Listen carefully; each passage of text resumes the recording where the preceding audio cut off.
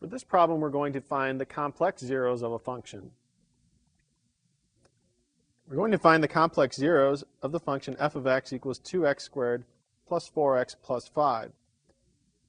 To find the zeros, we set f of x equal to 0, which means we need to solve the equation 2x squared plus 4x plus 5 is equal to 0. This is a quadratic equation. If we identify the coefficients, a is equal to 2, b is equal to 4, and c is equal to 5. We can go ahead and use the quadratic formula. If we first find the discriminant, that is b squared minus 4ac, we'll have 4 squared minus 4 times 2 times 5, which is equal to negative 24. Since the discriminant is negative, we know that this quadratic equation will have two non-real solutions.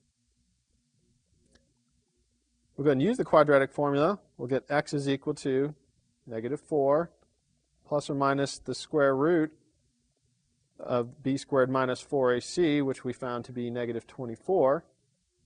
And all that's over 2 times 2. This will give us negative 4 plus or minus 2i, which is the square root of 6, divided by 4. And get the square root of negative 1 is I, the imaginary unit. We can cancel a common factor of 2 in the numerator and denominator. This will give us x is equal to negative 2 plus or minus I root 6 divided by 2. Therefore, our complex zeros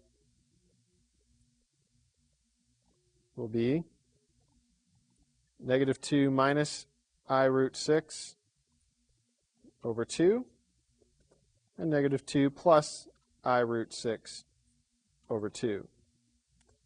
We could write these in standard form for complex numbers as negative 1 minus the square root of 6 over 2i, or negative 1 plus the square root of 6 over 2 times I.